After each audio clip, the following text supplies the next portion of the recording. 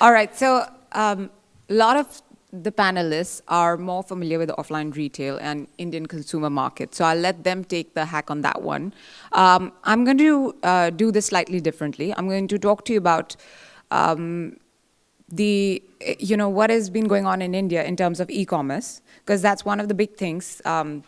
It's been making a lot of headlines, and we can talk about offline, but I know that Tarun's very familiar, and he's got some very strong points around that, so I'll let them talk about that as well.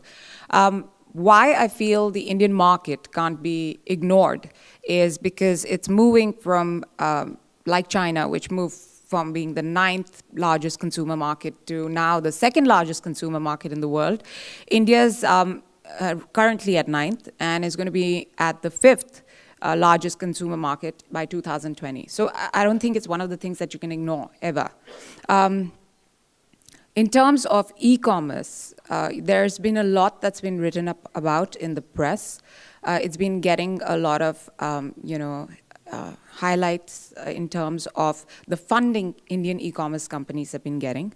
And the reason being because it was at about $3 billion, and it's scheduled to go up to about $100 billion in the next 3 years, which is insane in terms of the growth that you're seeing just in general, in terms of the online retail market that exists in India, just the sheer numbers that are being put through. I'm going to give you a bit about, a bit of background about what we do, Maidala does.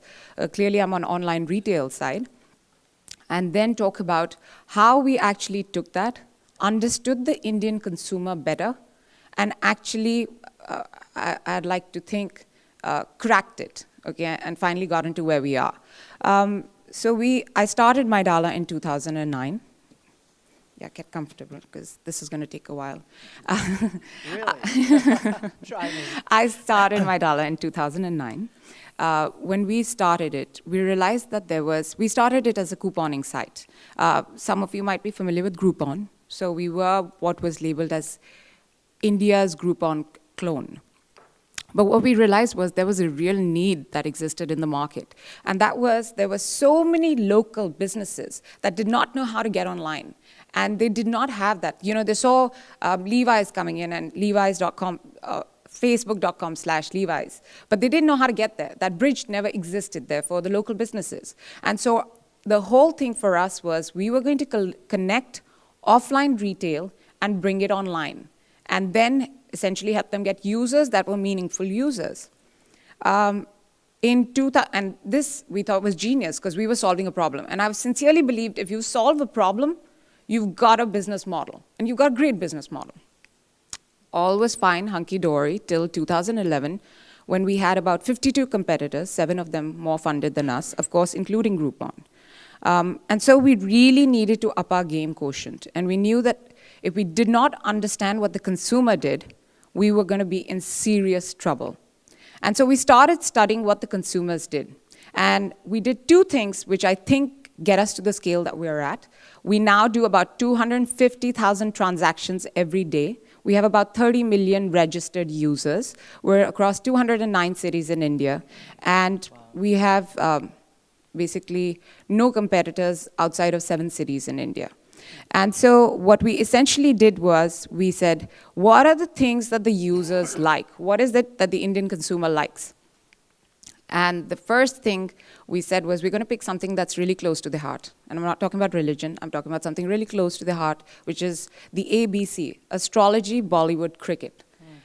Cricket is almost an alternative religion in India. And so we started doing astro deals.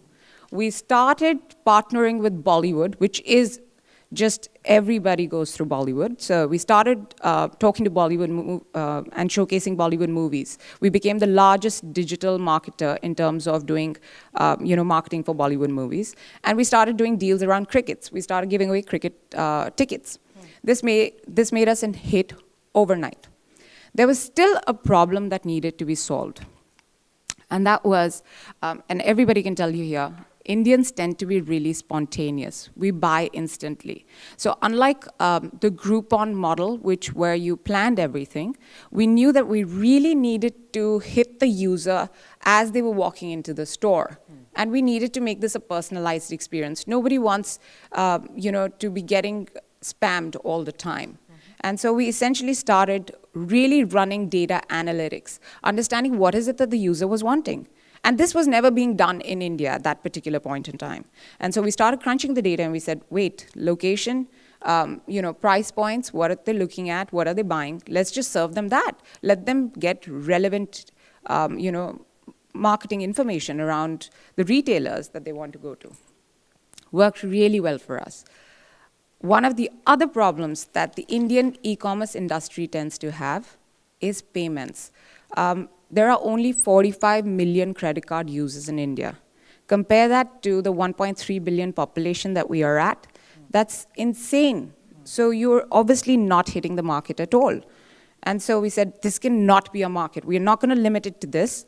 What is it that we can do to get to the mass?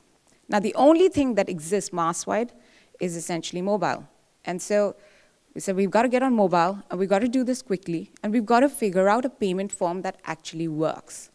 And so we started talking to telecom operators about actually using mobile payments. This was the first of its kind in India. Nobody had done this for couponing ever, or e-commerce ever. And Vodafone decided to give it a go, try it. And we did this fairly successfully. We piloted it in 2012. Our conversion rates on mobile went from 3% to 28%. Anybody who's in the e-commerce industry can tell you those rates are insane. Our user audience that was only for 9 metropolitan cities suddenly opened up to everybody across India. We went from having 45 million users that we could essentially call users to now having a potential base of 500 million users, actually 300 million users, because they were credit card / data / had essentially a postpaid package that they could buy. So our base just increased. And so it really made a difference to do that in terms of getting on mobile. In terms of what I think anybody needs to do, wow, I talk fast. I'm barely at my 10 limit. So I feel like if you're getting into India, there are a couple of things that you need to be cognizant of. Groupon took a model, and I think they're a phenomenal company, but they tried to make it cookie cutter. China and India, you can't take cookie cutter models. You have to understand the local audience, and you've really got to. India is like several countries within one. We don't even count the 200 cities. We actually say we're in 36,000 neighborhoods. So for us, it gets that crucial to get to a neighborhood level. And so for me, I feel like anybody who's trying to come into India, there are a couple of things to keep. One is the cookie cutter model. You actually can't assume that you're going to take a model that works here and run it through India, and it's just going to be a hit. Two, I think if you're hitting youth, mobile, and innovation in India, you're pretty solid. You're on good grounds to start with anyway, because you're pretty much hitting all of mass India. And three, and essentially I think this is just my way of how you should look at India. I think you should look at India like a Bollywood movie. Okay, seriously. It's if you enter it, it's got action, it's got drama. It's going to make you cry also. It's painfully long. But if you can sit through it, usually there's a happy ending. So you should technically look at it to an alternative Bollywood movie.